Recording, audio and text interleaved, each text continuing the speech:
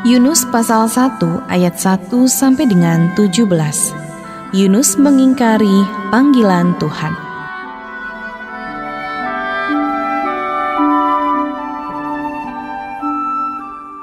Datanglah firman Tuhan kepada Yunus bin Amittai demikian. Bangunlah, pergilah ke Niniwe, kota yang besar itu, berserulah terhadap mereka, karena kejahatannya telah sampai kepadaku.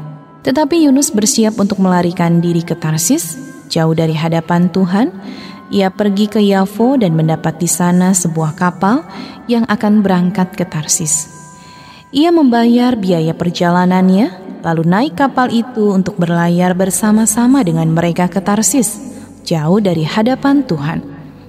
Tetapi Tuhan menurunkan angin ribut ke laut, lalu terjadilah badai besar, sehingga kapal itu hampir-hampir terpukul hancur.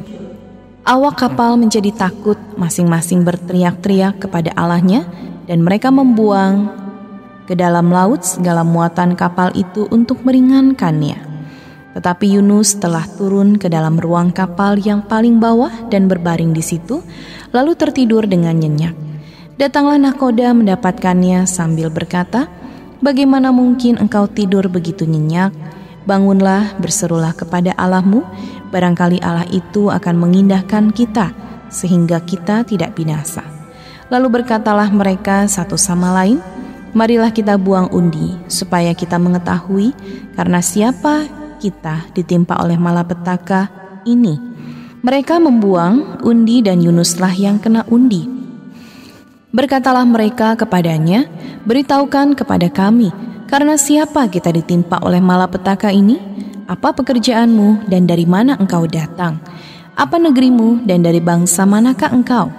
Sahutnya kepada mereka, "Aku seorang Ibrani, aku takut akan Tuhan, Allah yang empunya langit, yang telah menjadikan lautan dan daratan."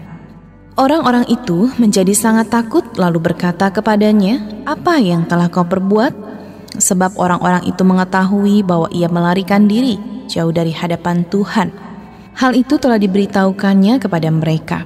Bertanyalah mereka, "Akan kami apakan engkau supaya laut menjadi reda dan tidak menyerang kami lagi? Sebab laut semakin bergelora." Sahutnya kepada mereka, "Angkatlah aku, campakkanlah aku ke dalam laut, maka laut akan menjadi reda dan tidak menyerang kamu lagi. Sebab aku tahu bahwa karena akulah badai besar ini menyerang kamu." Lalu berdayunglah orang-orang ini dengan sekuat tenaga untuk membawa kapal itu kembali ke darat, tetapi mereka tidak sanggup, sebab laut semakin bergelora menyerang mereka.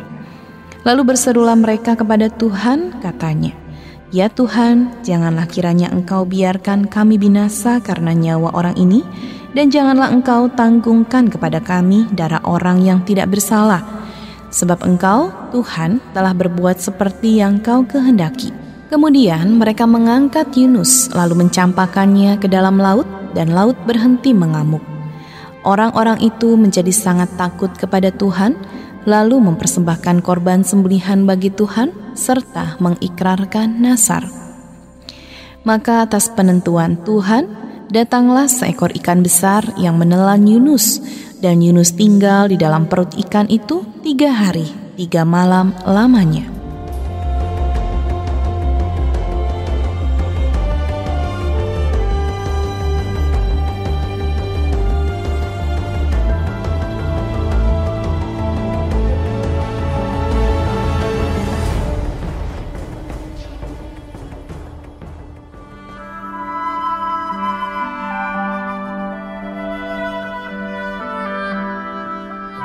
Yunus pasal 2 ayat 1 sampai dengan 10. Doa ucapan syukur Yunus.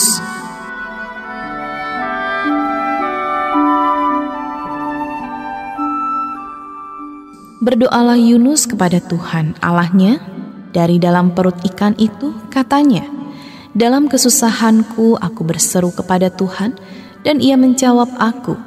Dari tengah-tengah dunia orang mati aku berteriak, dan Kau dengarkan suaraku. Telah Kau lemparkan aku ke tempat yang dalam, ke pusat lautan, lalu aku terangkum oleh arus air. Segala gelora dan gelombangmu melingkupi aku, dan aku berkata, telah terusir aku dari hadapan matamu.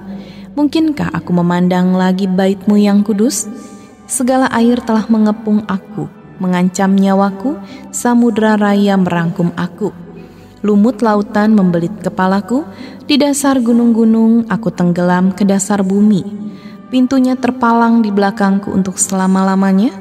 Ketika itulah Engkau naikkan nyawaku dari dalam liang kubur, ya Tuhan Allahku. Ketika jiwaku letih lesu di dalam aku, teringatlah aku kepada Tuhan, dan sampailah doaku kepadamu ke dalam bait-Mu yang kudus. Mereka yang berpegang teguh pada berhala kesia-siaan, merekalah yang meninggalkan Dia yang mengasihi mereka dengan setia. Tetapi aku dengan ucapan syukur akan kupersembahkan korban kepadamu. Apa yang kunasarkan akan kubayar. Keselamatan adalah dari Tuhan. Lalu berfirmanlah Tuhan kepada ikan itu, dan ikan itu pun memuntahkan Yunus ke darat.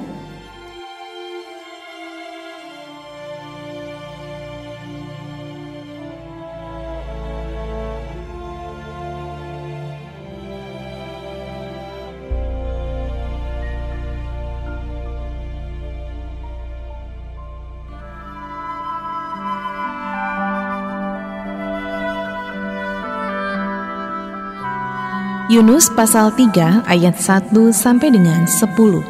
Pertobatan Niniwe.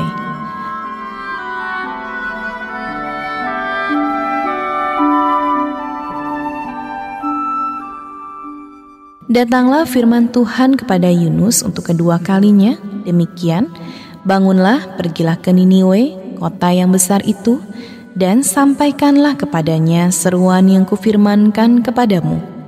Bersiaplah Yunus lalu pergi ke Niniwe sesuai dengan firman Allah. Niniwe adalah sebuah kota yang mengagumkan besarnya, 3 hari perjalanan luasnya. Mulailah Yunus masuk ke dalam kota itu sehari perjalanan jauhnya, lalu berseru, 40 hari lagi maka Niniwe akan ditunggang balikan. Orang Niniwe percaya kepada Allah, lalu mereka mengumumkan puasa dan mereka, baik orang dewasa maupun anak-anak, mengenakan kain kabung. Setelah sampai kabar itu kepada raja kota Niniwe, turunlah ia dari singgasananya, ditanggalkannya jubahnya, diselubungkannya kain kabung, lalu duduklah ia di abu. Lalu atas perintah raja dan para pembesarnya, orang memaklumkan dan mengatakan di Niniwe demikian. Manusia dan ternak, lembu sapi dan kambing domba tidak boleh makan apa-apa, tidak boleh makan rumput dan tidak boleh minum air. Haruslah semuanya, manusia dan ternak, berselubung kain kabung dan berseru dengan keras kepada Allah, serta haruslah masing-masing berbalik dari tingkah lakunya yang jahat dan dari kekerasan yang dilakukannya. Siapa tahu, mungkin Allah akan berbalik dan menyesal serta berpaling dari murkanya yang bernyala-nyala itu sehingga kita tidak binasa. Ketika Allah melihat perbuatan mereka itu, yakni bagaimana mereka berbalik dari tingkah lakunya yang jahat, maka menyesallah Allah karena malapetaka yang telah dirancangkannya terhadap mereka dan ia pun tidak dapat melakukannya.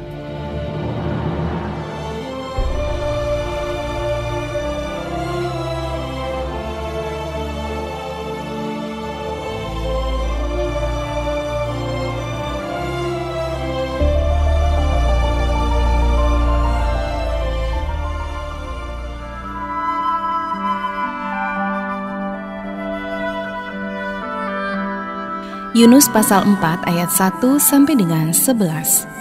Yunus belajar menginsyafi bahwa Allah mengasihi bangsa-bangsa lain.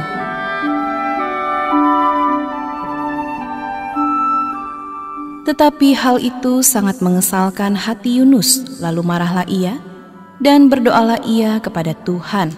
Katanya, "Ya Tuhan, bukankah telah kukatakan itu ketika aku masih di negeriku?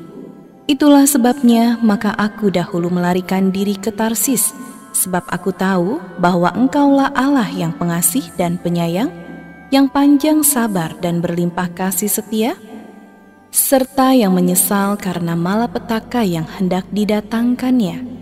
Jadi sekarang ya Tuhan, cabutlah kiranya nyawaku, karena lebih baik aku mati daripada hidup." Tetapi firman Tuhan, "Layakkah engkau marah?"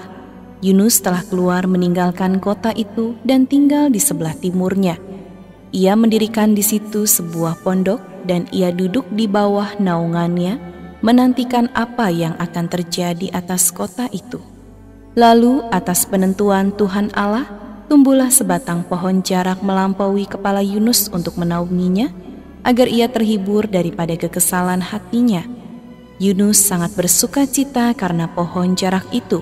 Tetapi keesokan harinya, ketika fajar menyingsing, atas penentuan Allah, datanglah seekor ulat yang menggerek pohon jarak itu sehingga layu.